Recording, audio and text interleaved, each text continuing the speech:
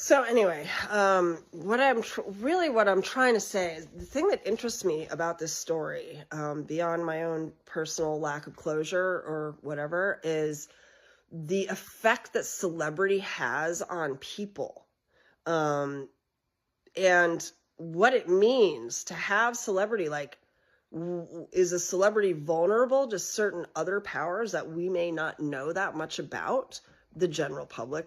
I mean, it's hard to talk about because it seems so far-fetched. It's hard for me to even wrap my mind around. I'm not a superstitious person at all.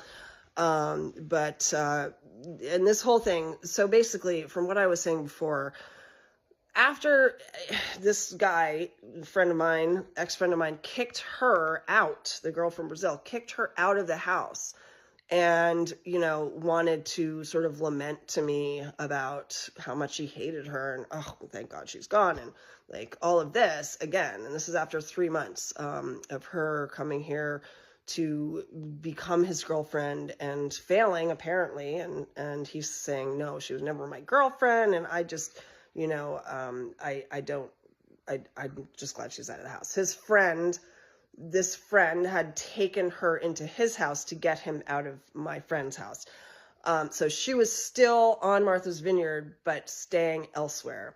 And he wanted to tell me all about it. And I remember I'm at his house and he's really angry and just like, I'm so relieved she's gone. I hate her. And I was like, why? He would not give me a straight answer. I don't know what happened. It seemed like the only thing I could come up with was she was insisting, I am your girlfriend and you need to call me your girlfriend and treat me like I'm your girlfriend in public because I'm your girlfriend and I'm acting like your girlfriend and I'm doing things as if I'm a girlfriend. And to her credit, she's probably right. He does this to he did this kind of thing to a lot of women. I watched him do it for decades. And that's how I knew I wasn't his girlfriend without any question, because I knew what it was to be friends with this person. And, he wasn't going to have a quote unquote girlfriend. So basically I thought, well, maybe she just insisted, you're going to acknowledge that I'm your girlfriend or that I'm out. And he was like, well, fucking leave then, because I hate you anyway. So, and he was harsh like that with people. He broke down a lot of women over the years who were really nice. I mean, this woman that came from Brazil was the only one I ever had a problem with, really. She was the only one. And I'll get to that. But anyway, so she was out of the house and he was going on and on about all the reasons, like, why he hated her. And then he says to me, and she's a shape-shifting witch and she's dangerous. And I'm like, okay, this is getting really fun now. Like, this is really interesting now, but what do you mean? Like, how do you know she's a shape-shifting witch? Did she shift her shape? Like, what is going on? What do you mean? So he goes running around his hovel, as I used to call it, because it was always a mess, even after the needles were cleaned up. And he comes back with these terrifying looking tufts of hair that are wrapped and braided around and the only thing I can refer to is Blair Witch Project. They looked like props from Blair Witch Project film set.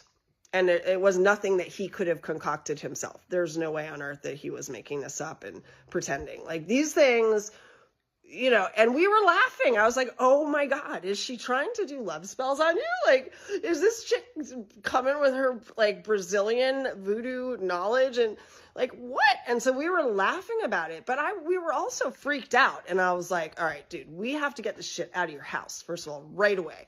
But then it was also kind of scary because I was like, I don't know anything about voodoo and whether or not it has any power or not. At the same time, I think that we better know what we're fucking doing before we just take this shit out and burn it, because maybe we're going to make it more powerful. So we put it in my car and we drove it out of his property and to my house. But it was late at that point and he stayed overnight and we left it in the car. And I said, we'll do some research. I'll go online and we'll try to find out some information.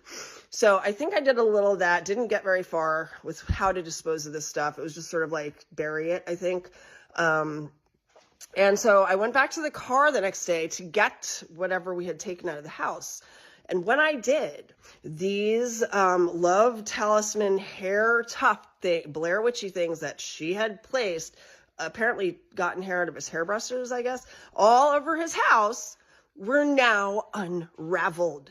I've never seen anything like it. It was so extreme and bizarre to me that I questioned him too. I said, did we imagine this? Were we just like sort of entertaining ourselves, or like, am I crazy, or have these things de-raveled themselves while they were in the car overnight? Because the little sticks and little things that made them look like a Blair Witch Project film prop were now out of the hair, whereas before the hair had been carefully wrapped. And no one had access to my car. We had gotten there after midnight, and this was in the morning, and no one had touched my car. Definitely not her.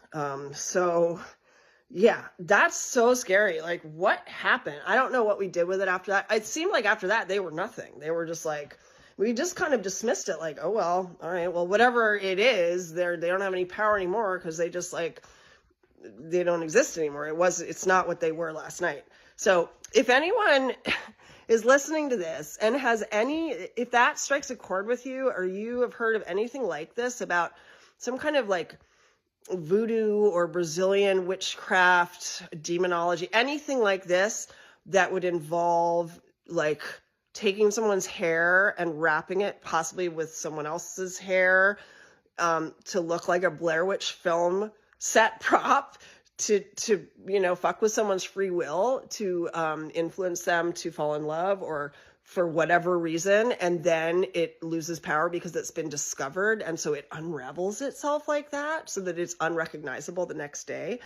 If you could please, like, just shoot me a message or a comment, because I'm this whole thing is now 2 years over, but there's no closure for me, and the story itself is so extreme, especially when you combine the aspect of celebrity into it. I'm working on a book about how the effect of celebrity on people, on celebrities themselves, and on the people that care about them, and also on how that makes them vulnerable to other powers that be. That's something I'm just toying with, that I don't know anything about, that I'm trying to learn something about, because I have a feeling that there's a reason for me to be this curious, and that I'm supposed to pay attention to it.